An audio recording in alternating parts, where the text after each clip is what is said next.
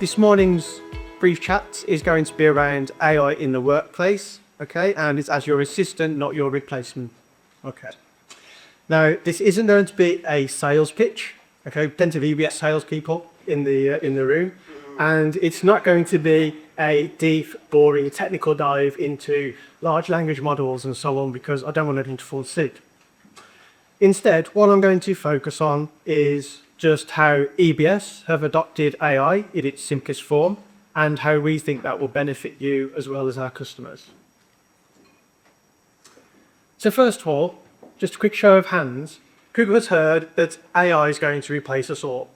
Okay, so yeah, lots of hands. Also, has anyone heard that AI is just above all, it's going to burn us? I'm not worried about AI, I'll worry about it another time.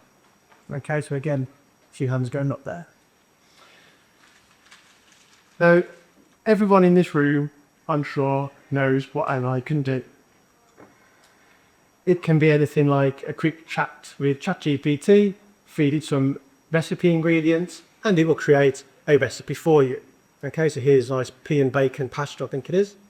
It's quite useful. We all know that it can be a bit of a better search engine, so replacement to Google. So for example, do penguins have knees?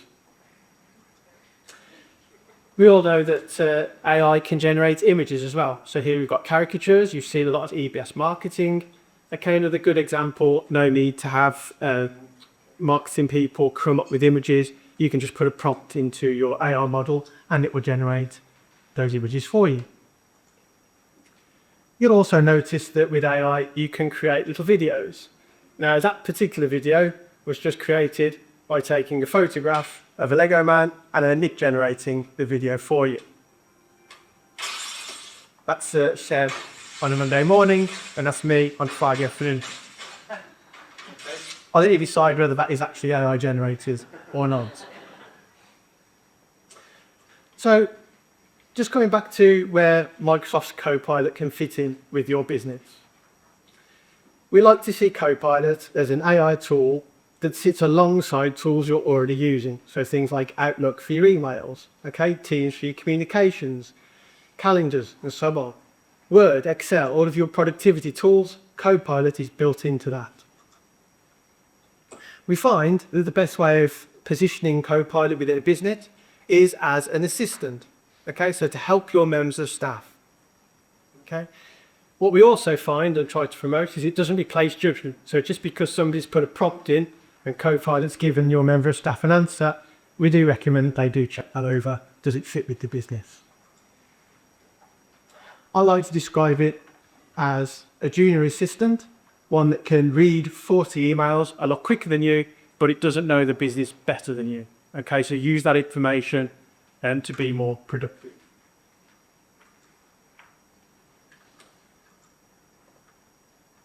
So before I dive into some examples of where Copilot can be used, I just wanted to cover off some of the limitations of AI and Copilot within the business. First thing to notice, it's not sentient. So you're not going to upset it, okay? It's not got thoughts or feelings.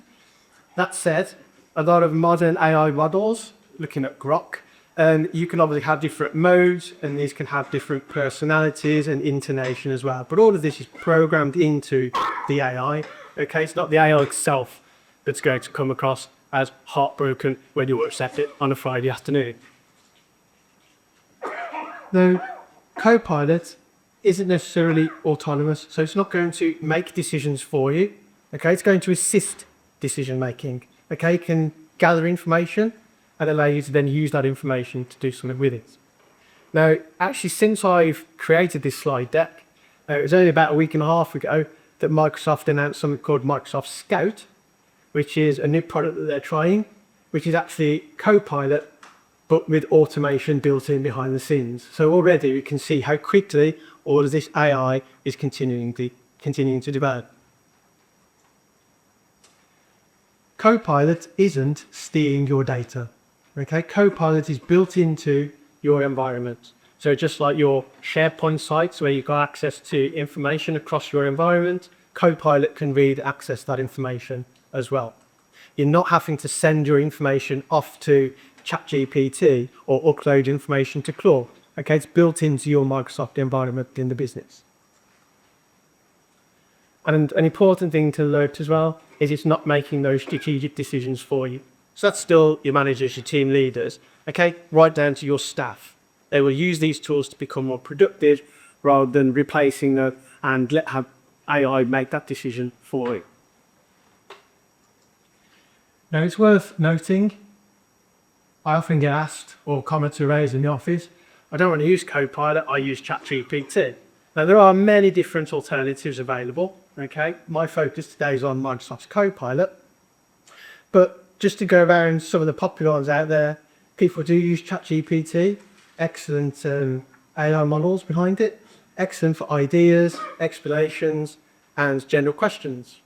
You've then got tools like Gemini, which are very creative, so image creation, video generation, excellent at that. Claude, I've spoken to a couple of people today already that use Claude within their organizations, and Claude is very good for deep research, analytics, okay? Another popular thing that it's doing at the moment is, anyone's heard of vibe coding? So it allows you as a non-technical, non-developer, you can just feed a few prompts to create an application, create a website, and it is able to do that for you. Okay, so again, quite useful. It has its play-off. And the last one that I did put on there was Grok. Grok's excellent if you own a Tesla or watch the news recently. That's where you'll probably have heard from Grok. Okay, on the next slide, I've just got a little video that I'd like to play if you can. That's okay. Now, this is me asking ChatGPT a very simple question in the office the other day. How many emails have I had? Very simple question. Now, apologies if you can't see it at the back there, but basically what it's come back with is it doesn't know how many emails I've had, but what it has offered to do is explain how I can find out how many emails I've had. So ChatGPT, super helpful. Similar to me, you go to Google, how many emails have I had? If, however, I load up Copilot, again, this was done about 3 seconds after the ChatGPT prompt, you'll see that I've asked it exactly the same question, but I'm able to take it one step further. I've asked it how many emails I've had, and also, is there anything I should prioritize? So this is now where that productivity comes in, certainly for me, my role within EBS. So what it's able to do is scan my mailbox for that given day. Now, because of the time of day I've done it, I'd only received, I think it's 80 emails. But what it's able to do, at the top, it's prioritized them for me. So it's recognized that I've had some spam email, so I can ignore those and let me look at those. It's recognized that I've got some tickets relating to project work that I'm working on. And even if I just show, it's able to highlight and prioritize them for me. It knows I need to go back to a customer about their additional Sage licenses. So instantly giving me feedback as to what I need to do with that email. And it's gone one step further as well, just at the bottom. If I just show you on the bottom, this one, it's actually prompting me to go and talk to my colleague Andre, one of our engineers, about a particular ticket that I've received an email from. Okay, so I'm not even having to open that email necessarily, find out the engineer from our managed system. It's all in that email, and then Copilot's able to help me by digesting that information and giving me some useful action points. So just highlighting there the difference between, you could ask ChatGPT how many emails you've had, and it will tell you how to go and count your emails. However, with Copilot built into your environment, it's able to do a lot more than that. So following on with a few more very simple use cases. Though I didn't want to come from the stand here and show you how Copilot or other AI models can create websites. That's all fantastic. What we found at EBS is that even our own staff didn't really know where to start with using AI within the business. So what I wanted to do is share with you some very, very simple ideas so that maybe you can take those back to your business and have us think about it for the future as well. So the very first is emails, Teams meeting summaries. So everyone gets countless emails. You've just seen my example of how it can prioritize emails for me. But also if you use Teams calls, it can create transcripts of meetings and it can create action points off the back of that as well.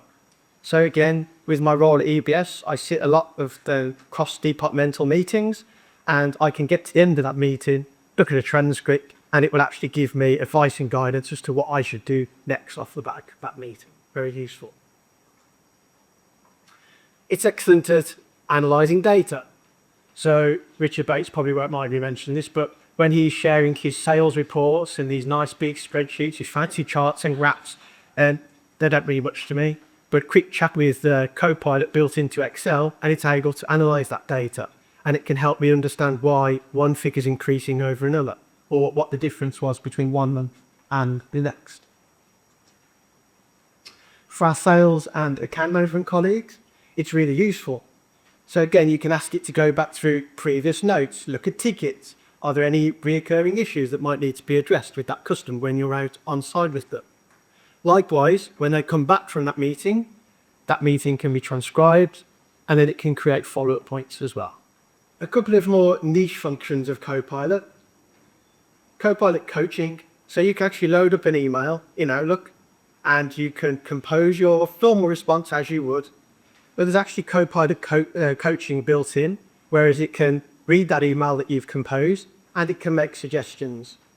One thing that I sometimes do is I can be a little over-factual in my emails, and I quite like using it to shorten and make that email more precise. Okay, it will sort of rewrite that email, still with all my facts, but in just a different way. And the last one I've used recently is you can just simply load a Copilot on Friday afternoon and just say, hasn't been a good week. Okay, so something as simple and as friendly as that. You press enter, and what then Copilot goes off and does is it looks at my emails I've had that week, looks at my calendar entries, it looks at my Teams conversations I've had, and it's able to sort that out all into a very English, simple to understand review of my week. Where it then becomes useful for me, again within my role, is it can look at any tickets that I might not have updated that week, and it can suggest a calendar entry for my following week, having looked at my calendar, knowing that I've got free space on Tuesday morning, and it can suggest it will put an appointment in for me to look at that. So generally it's mopping up that work week for me and preparing me for the following week as well. So those are just a couple of simple use cases of Copilot within the business. So I just wanted to show you one of them. This is just the email summarize. So essentially when you get an email come in, there's a blue button that appears at the top right hand corner. You can summarize that email. So I've had a long email thread with my colleague Libby, and it can summarize it into 4 or 5 lines. It also usefully gives you reference points if you wanted to see that specific information, maybe just fact check it if you need to. When I then hit reply, you'll notice it puts some texting for me, press Alt and I to draft with Copilot. It will then pop up a little box for me, and I can suggest what sort of response I'd like to put to Libby. Okay, so I'm not having to actually compose a full email myself. After a short little prompt, it then creates that email for me. So it's getting me started on document creation. So rather than staring at a blank screen, it can do that for me. And you'll also notice very small at the top, it's coaching option, and at the very bottom, there's a little Copilot toolbar if I want to rewrite or rephrase some of that email as well. And your user is always still in full control. So just to wrap up, just wanted to keep it a nice short session following this morning's, is we believe that AI won't replace your people. Instead, it will amplify your best people, so making them more productive, freeing up more time, less admin.